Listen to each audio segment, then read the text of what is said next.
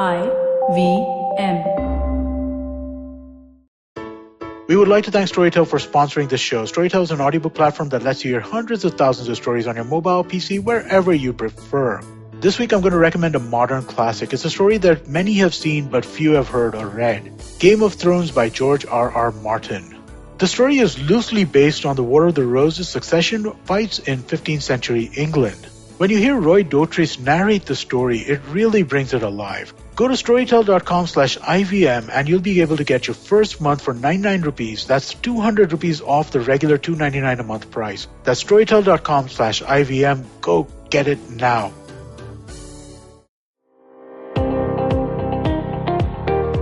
Welcome to All Things Policy, a daily podcast by the Takshashila Institution.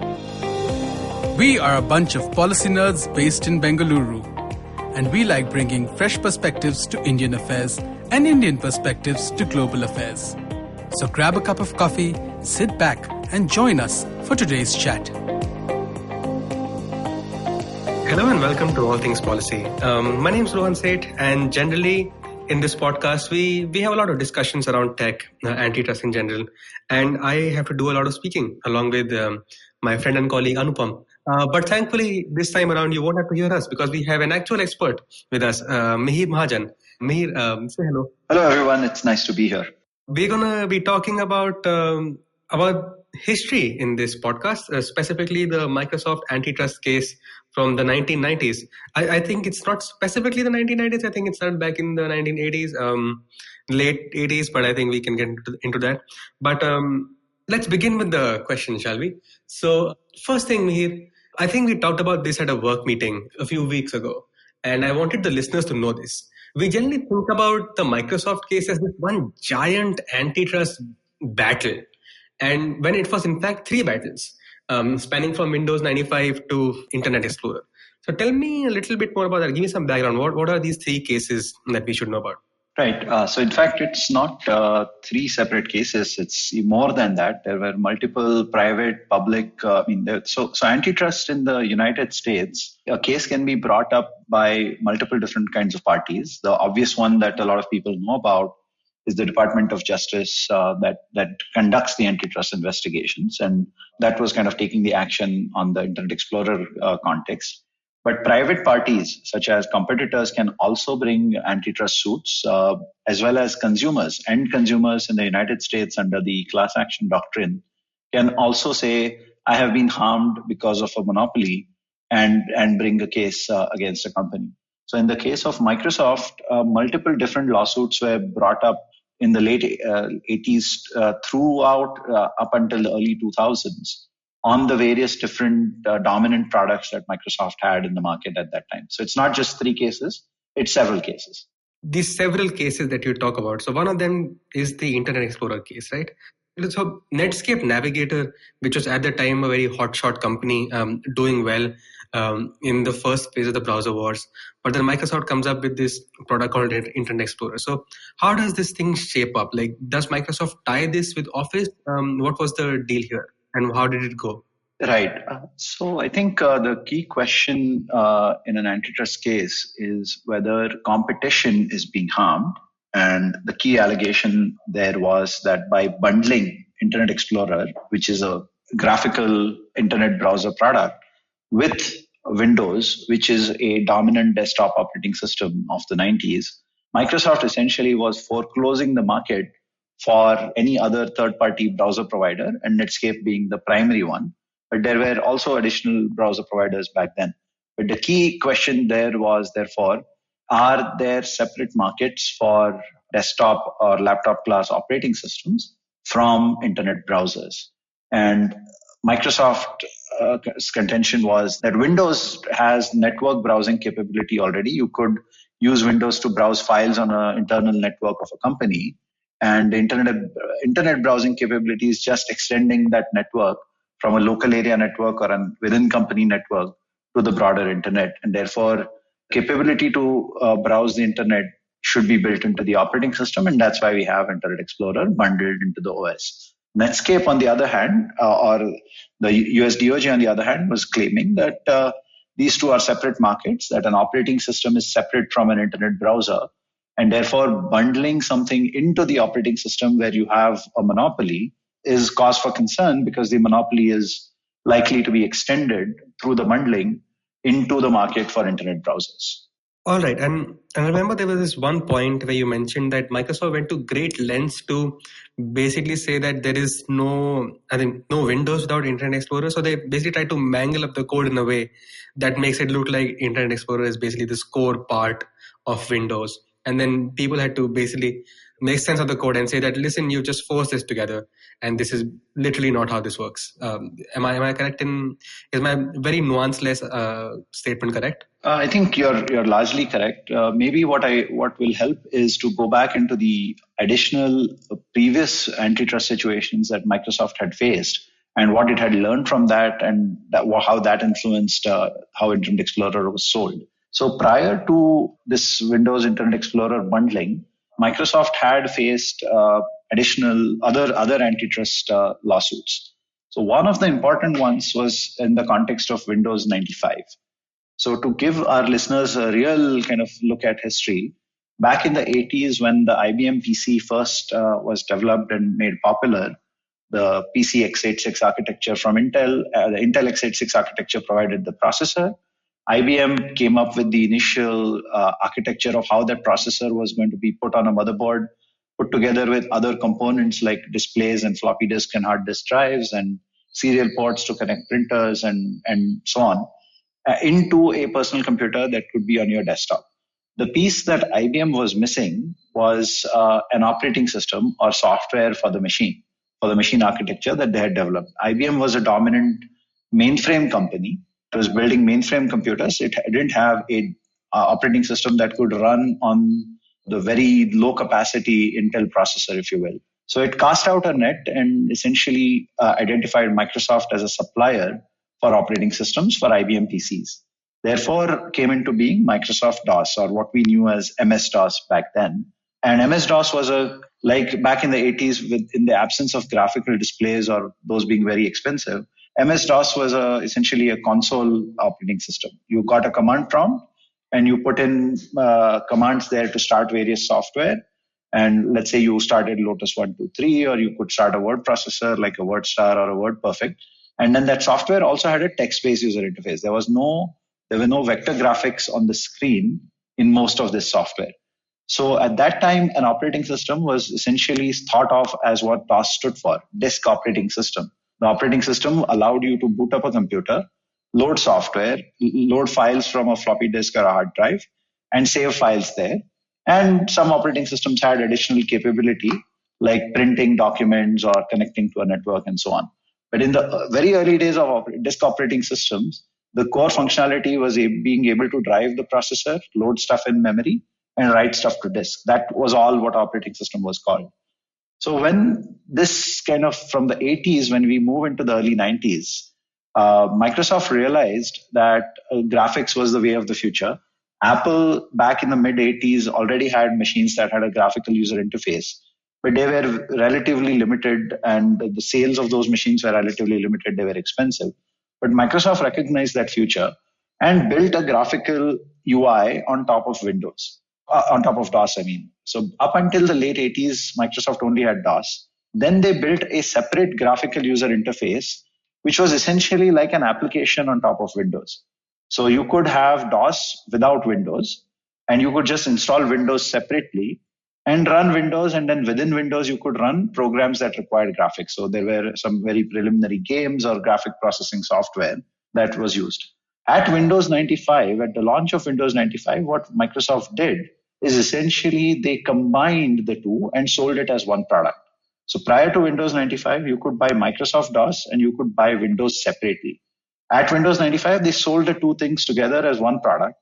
And obviously, there were antitrust complaints essentially saying that the GUI is a separate product from the disk operating system, and Microsoft has merged them. And Microsoft had to go through a lot of kind of arguments back and forth to try to show that the UI was an integral part of the OS. Because even as late as Windows 95, Windows 95 had the DOS command prompt inside. And there were many, many parts of DOS that were retained as is. And only very little integration of the UI with the OS had happened in terms of the technology. So when that happened, the allegations of extending the monopoly from a disk operating system into a GUI got Microsoft in trouble, where they realized that this kind of argument could be brought forth for any other change to the operating system that added to functionality. So when they launched Windows with Internet Explorer, I think Windows 98 was the first version that Internet Explorer had built in, they commingled the code. The code in Windows 98 was analyzed by experts. And what you could see is you couldn't tell apart what code was Windows and what code was Internet Explorer. The motivation for doing that, my hunch is that stemmed from their prior antitrust troubles. All right. That's sort of, I don't know, typical behavior in some sense, according to me at least. This other bit of typical behavior that I actually wanted to also ask you about is generally when we see a company being accused of a monopoly, there is this set process that is followed in a lot of countries, which is you define a relevant market, you define this company is dominant in the market, and then you say that this dominance has been abused. And I think this is a very American way of doing it. Indians have a slightly different way. But given this case, and I don't know if you remember this particular bit, but what was the relevant market defined in this antitrust case? Was it operating systems, licensable operating systems? Could you elaborate on that, please? Right. So I think for the benefit of the listeners, I think it's important to understand that the word market, as you and I understand it as generalists versus as how antitrust people understand it, has different meanings. So the word market is used in the context of market analysts or in the context of players in the market and so on. And how we generally understand it is a market is where you can buy things and things that are similar compete in the same market. So, for example, if you think about internet browsers, today we can say that the Firefox browser and Microsoft's Edge browser and Google's Chrome browser and all of those are essentially providing very similar functionality, which is that they allow you to access the internet and therefore they are in the same market. However, the way antitrust experts define market is slightly different. So this is kind of like a generalist understanding that these things compete with each other and therefore are in the same market. However, the way an antitrust expert would assess a market is to understand whether there is to what extent there is substitutability between products that are alleged to be in the same market.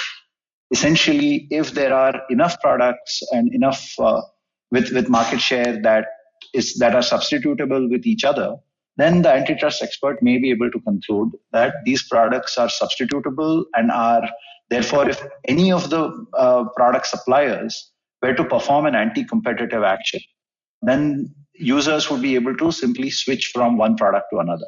So, for example, if let's say a particular credit card provider increases the fees, then maybe users can switch to other banks that provide the same kind of credit card, and so on. So in a competitive market, there exists a fair number of substitutes and users can substitute freely between the products. So therefore, there is no additional profit to be earned. It's not profitable for a provider, for a participant in the market to take anti-competitive actions like raising prices or reducing product quality and so on, because anything that is in a competitive market, these things are not profitable, so the people won't take that action. However, if a market participant is a monopolist, the monopolist is able to take actions such as performing a small increase in price and have that change be profitable, because customers may not necessarily have an ability to switch. There may not be enough or suitable substitutes for what the product is. So what an antitrust expert does is essentially starts with a market definition that maybe, for example, in the Microsoft case, may have been, is there a market for Microsoft Windows, right? The definition could be as small as that.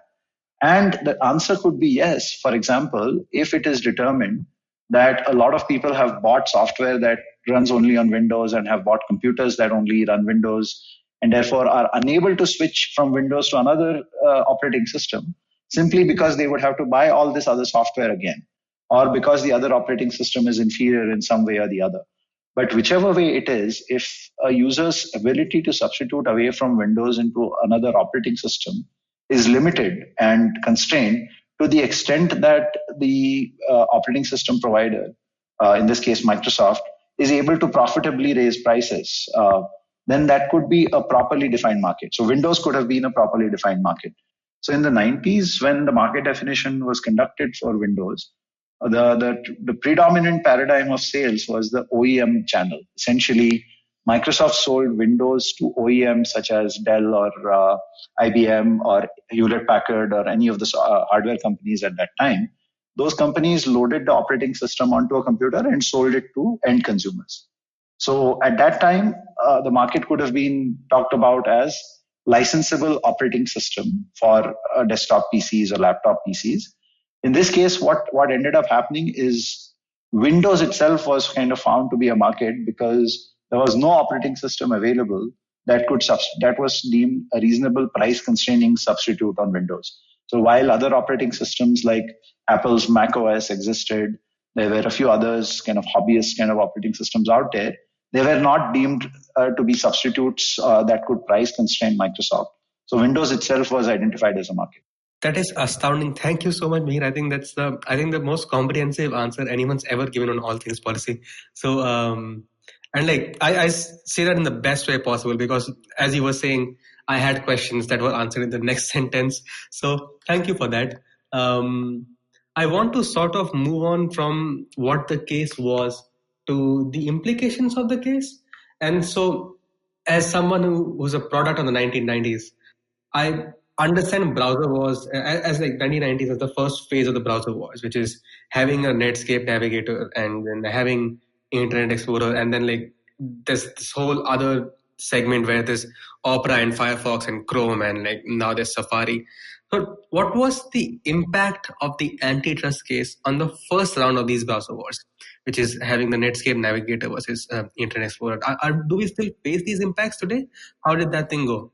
That's actually a very good question because one of the common critiques, and I don't think it's unjust, of antitrust action in high technology industries is that antitrust regulators don't understand technology or don't understand the rate at which technology changes and how product boundaries can vanish. Product boundaries that exist today can vanish tomorrow. So that's a very common critique, and a lot of people refer to the Microsoft case from that critical angle. When looking back, one should not have kind of a hindsight is 2020 kind of aspect. One should put oneself in the late 90s when the case was active and evaluate it from that perspective rather than saying, well, how the market shaped up in the next 20 years tells us that an action was good or bad.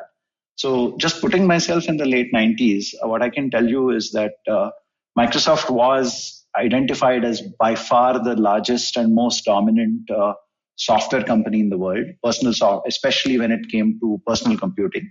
And if you look at that, the way Microsoft arrived at that position in the late 90s was that they had successfully kind of done multiple things. Back in the 80s, they were a very small company that was selected by IBM to build a disk operating system. They were competing very heavily with other companies like Borland and Corel and WordPerfect and many others for the market for software such as word processing, spreadsheets, presentation software, and things of that nature. And in many of these markets, there were really, really good products. There was WordPerfect, WordStar, Microsoft Word, and a few other word processors in the 80s. What had happened throughout the 90s really was that Microsoft had successfully, and it can be debated whether it was legal, illegal, whichever way, and there were multiple lawsuits on it. Microsoft had successfully captured very, very large market shares and dominant market shares in many different software products. So Microsoft Windows was the dominant operating system. Microsoft Office was the dominant office productivity suite. And between the two, between the Windows and the Office monopolies, if you will, Microsoft essentially had consumers like you and I with no alternatives left. The only possible alternative would have been for us to maybe buy an Apple machine, which was way more expensive, and open source was not this big. There was really no real Linux in the mid 90s that was commercially usable. There was no open office kind of initiative. So even though Corel and Borland and IBM kept selling some of these products, Microsoft was really the dominant player and was reaping very, very high profits and therefore kind of continuing to kind of be feared in the software industry. So the antitrust authorities, when they stepped in to the whole Internet Explorer situation, there was a lot of support from other players in the software industry because they were seeing that Microsoft was what it was doing or was alleged to be doing was using the power it had because Windows was on every person's computer to put in more and more and more stuff into their device. So initially they put in the GUI, then they put in the browser. And people are afraid that Microsoft was going to continue to leverage this. And similarly, Office was dominant and Microsoft had essentially constructed Office out of a diverse suite of products. Excel and Word were sold separately in the early 90s. PowerPoint was sold separately, even in the late 90s. But Microsoft had managed to kind of combine the three and say that this is an Office productivity suite. So even if you needed a word processor, you had to buy the whole thing. So people were really afraid that Microsoft was going to continue to dominate the industry. And there was an inflection point. The internet was seen as an inflection point. If you read Bill Gates' book from the mid-90s, The Road Ahead, he actually talks about all the different things that the internet might bring up. And the browser was seen as the gateway to the internet.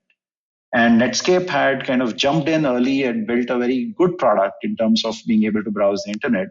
And therefore, a lot of people were building things on top of Netscape, in some sense, building websites that allowed people to do things. So things like Hotmail and others were essentially starting to be substitutes for products that were on the desktop.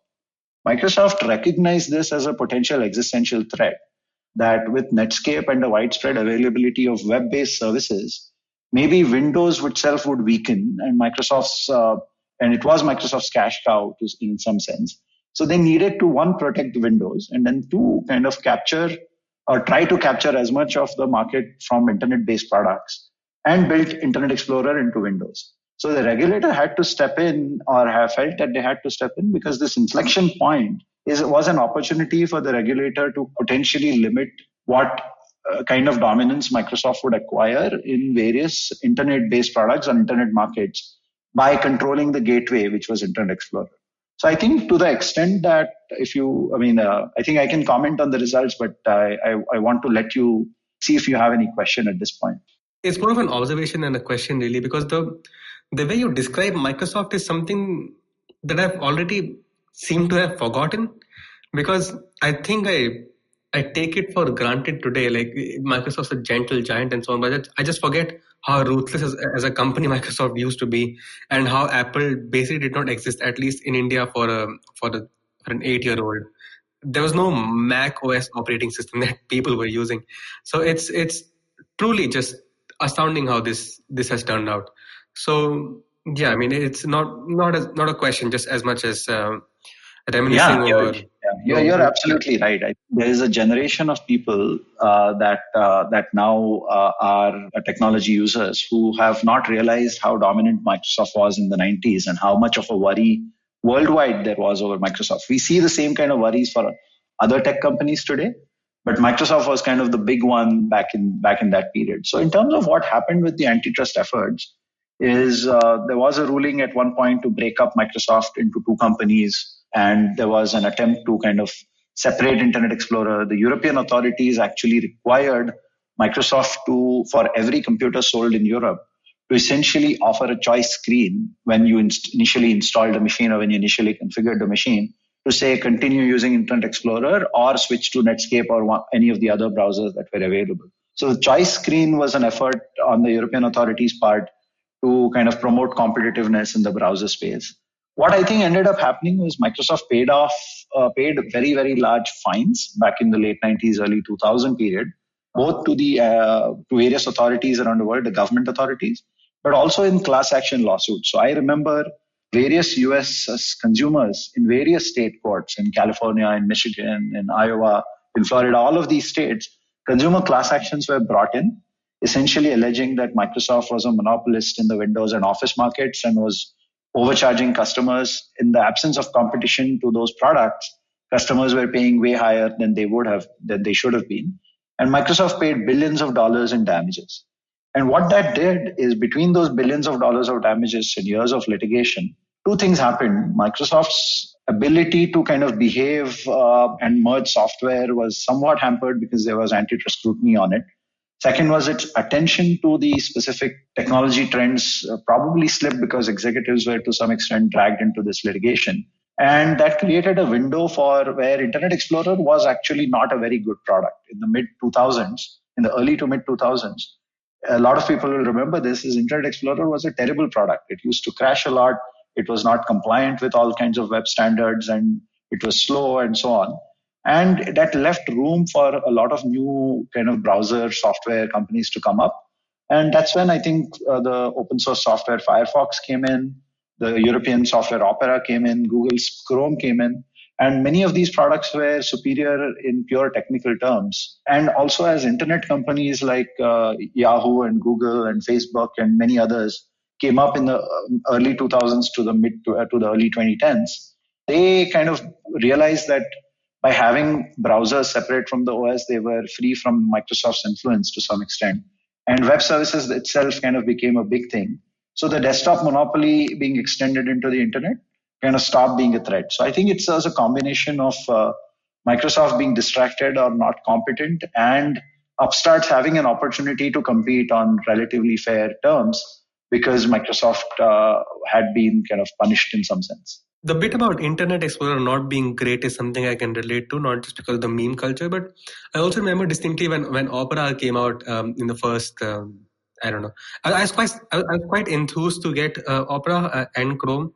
And I remember Opera had, so how you have bookmarks now, Opera had this home screen where you could just click on like this huge image of the website that you frequented.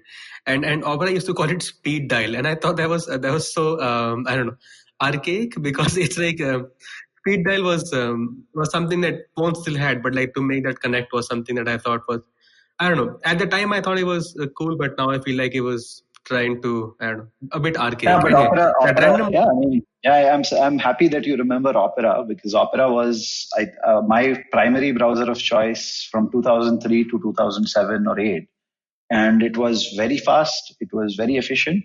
And in fact, it had a built-in email client. It had a built-in email client that was so good that people forget that email clients are very important. Now we all use web-based email. But back in the day when we had server-based email, Opera was actually a terrific and fast email client as well. And Opera continues to be a good browser. I think up until about a few years ago, a lot of European customers as well as customers in Africa and even in India, we used to have Opera on their phones. So Opera did make the transition as well. And I think the whole Microsoft situation gave opportunity to a lot of small companies to build in. I mean, the innovation that happened in the browsers in the early 2000s has a lot to owe to the fact that there was competition in the marketplace, that a lot of people were trying to build browsers for a lot of different reasons. Yeah, well, the forgotten era that is Opera is, it's quite a tragedy. But I mean, as I record this on Chrome, my sympathies to the good people there. But this sort of brings me to a couple of final questions in some sense. The first one is generally antitrust efforts seem to fixate on this idea that harm basically consists of raising prices for consumers. So as you mentioned, like if there is a monopoly and it raises prices, people have nowhere else to go with a stick, and the monopolies can basically increase its profits by doing that.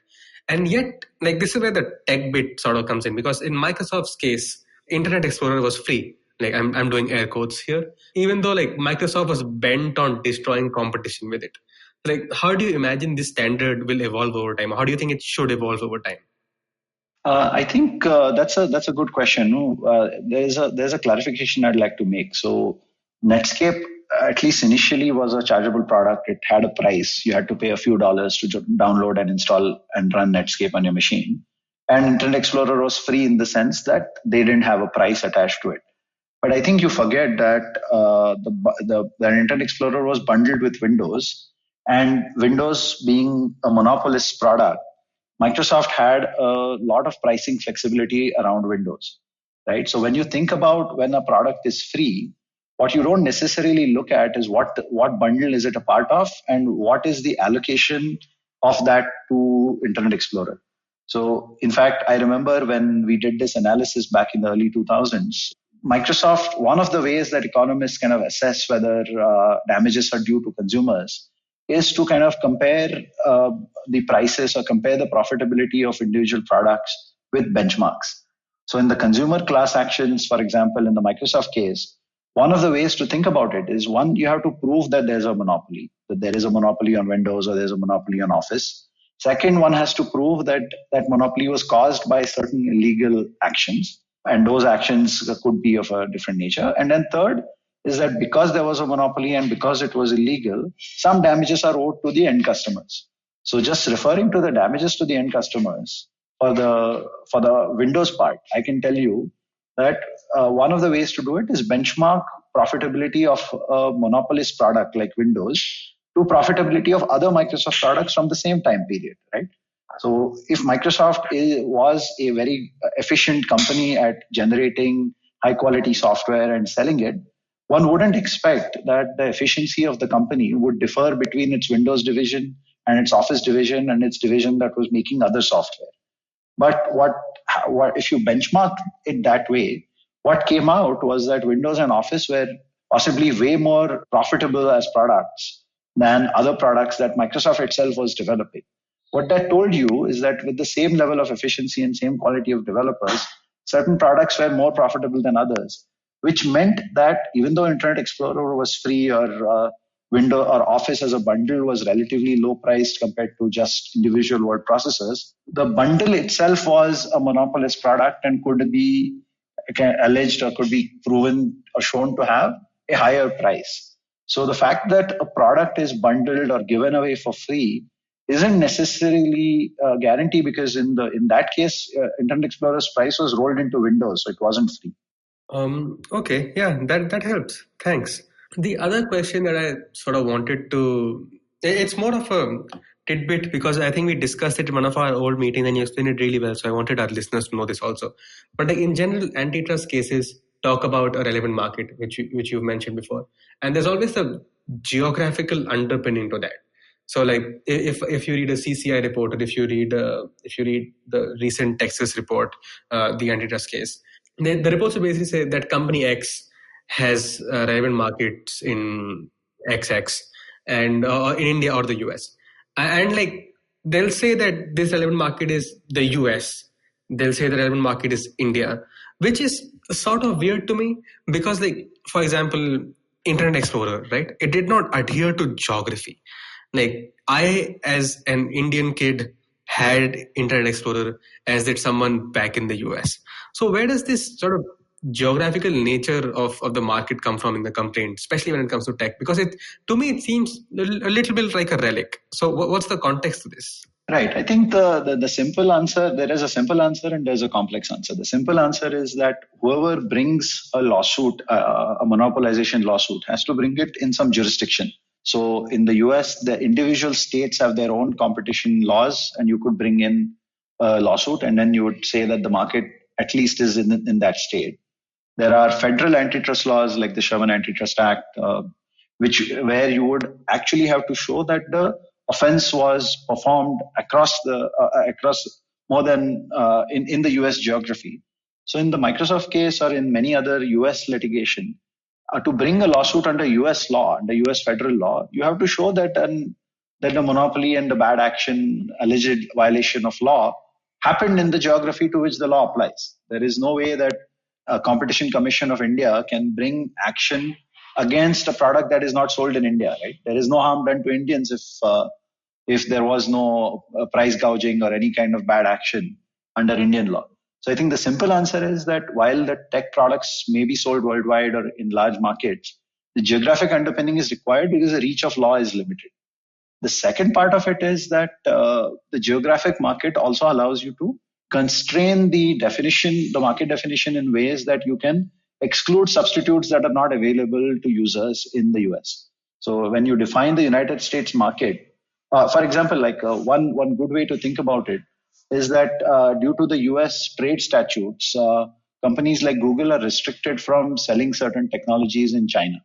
So, for example, Chinese manufacturer Huawei has been sanctioned and can no longer, if my understanding is right, Google is therefore not allowed to officially license its version of Android to Huawei. So what that means is Chinese consumers who buy Huawei phones in China are not going to be able to get Google's version of Android, and therefore it doesn't act as a price constraining aspect for phone operating systems in China. So when there is a product that is not available or that doesn't act as a substitute in the geography, you need to exclude that. So even like in physical markets, if something's sold in Bangalore, then it acts as a price constraining substitute. But if its price is relatively small, you're not going to drive to Mysore just to constrain competition. So geographic markets matter in a lot of antitrust cases where the distance actually constrains what is substitutable and what is not. That's the origin of the geographic limit. Obviously, in tech markets, that doesn't apply, and it's everything's a click away and so on. That's extremely lucid. So thank you. Thank you for that. I don't have any more questions. Let me turn this over, Rohan. I mean, I think it's been a one-way discussion and you put me on the spot. Let me put you on the spot here briefly. And maybe kind of for the listeners' benefit, like the Competition Commission of India has been very active over the last 3 or 4 years, especially in various tech markets. So I do want to kind of understand what kinds of inquiries or actions has the Competition Commission of India conducted over the last 3 or 4 years in the tech markets? I've seen a bunch of them in the tech markets actually. I think if I just go by platform, there's been stuff from Amazon. So I think there's one complaint on Amazon using Cloudtail and its preferred distributors that severely damaged the sales of a company called Beverly Hills Polo Club.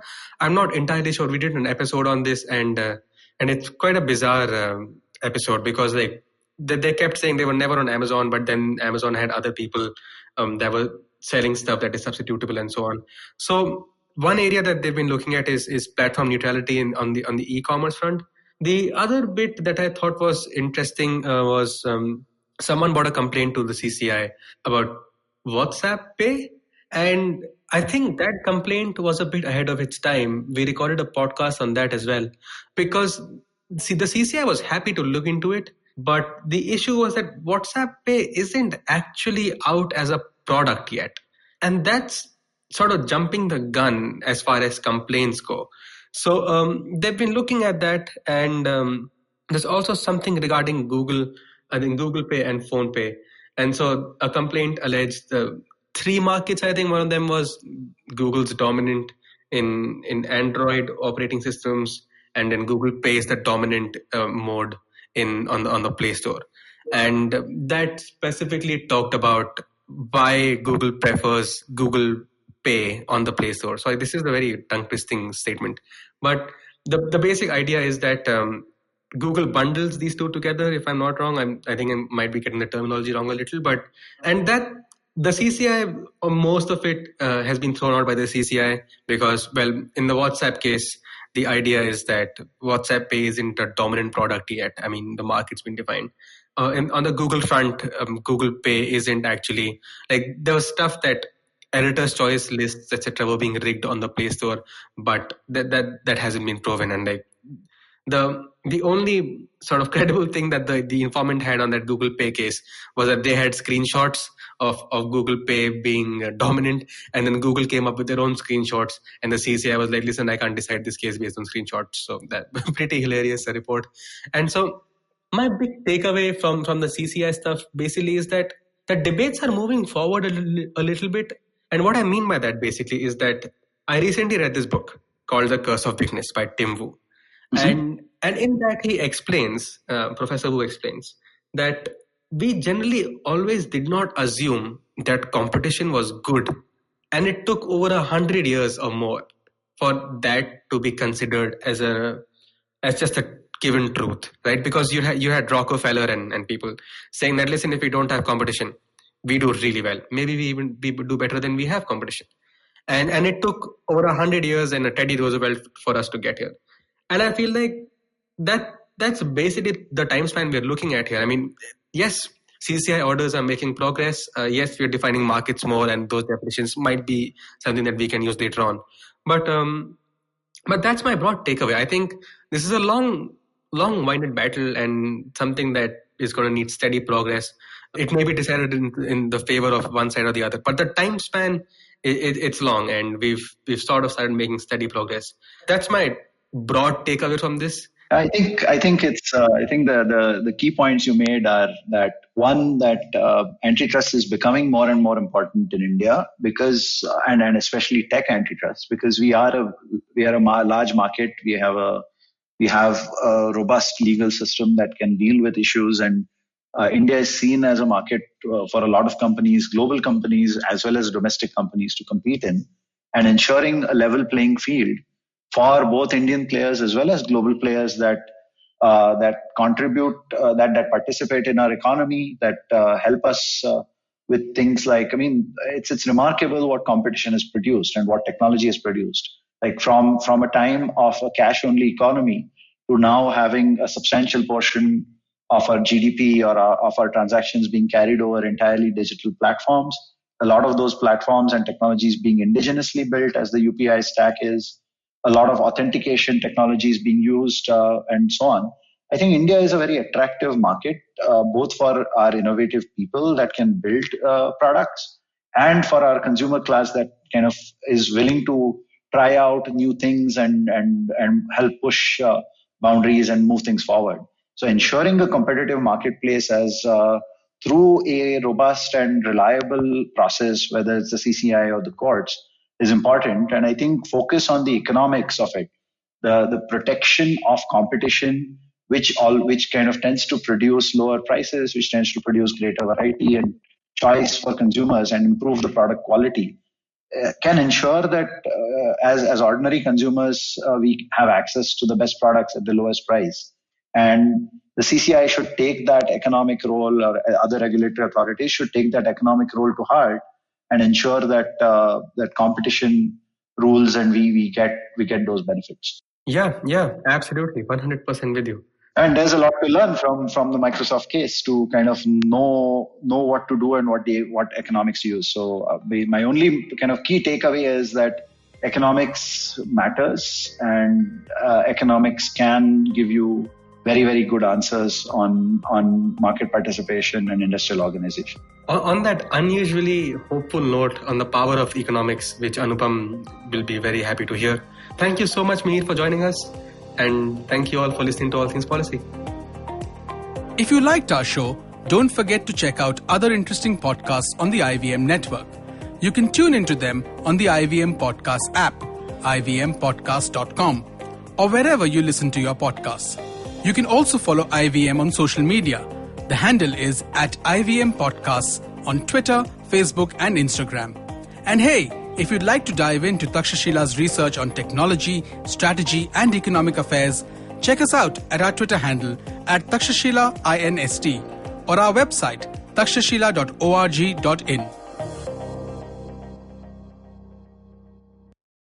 I hope you enjoyed that show. If you aren't following us on social media, please do. We're IVM Podcasts on Twitter, Facebook, and Instagram. So everybody, please do help us out with our survey if you haven't filled it out yet. It's on ivmpodcast.com/survey. This survey is really helpful for us, and fill out the survey completely and we'll put you into a lucky draw and we will send you some IVM swag. And what a great week of episodes we had, and what an eventful week we had. Let me run through some of the episode highlights really quickly. On Pesa Vesa, Samir Nair of Applause Entertainment was on to discuss the web series Scam 1992. Great conversation with Anupam was had. Do check that out. Bhavish Sumaya of Hasbro was on Advertising is Dead. On Positively Unlimited, Chitna is starting a new series from A to Z. This week, Align. Do check that out. And on GabyCD, Farhad and Sunetra asked the question, what if they were straight? Interesting conversation. Definitely do check that out. I think you'll enjoy that. And one piece of news for you guys. Cyrus Says is now live on YouTube every weekday at 10 a.m. If you go to our IVM Podcast YouTube channel, you'll be able to catch us over there. And stay tuned for a lot more video content coming out in the next couple of weeks. And with that, I hope to see you again next week. Whether you're an established sports person or a budding one, or simply a sports enthusiast, join us, Tanvi and Shlok. We are two passionate pro badminton players talking policy, mindset, and everything sport. So tune in to The Millennial Athlete every Monday. Only on the IVM Podcast Network. Trust us, it's gonna be lit.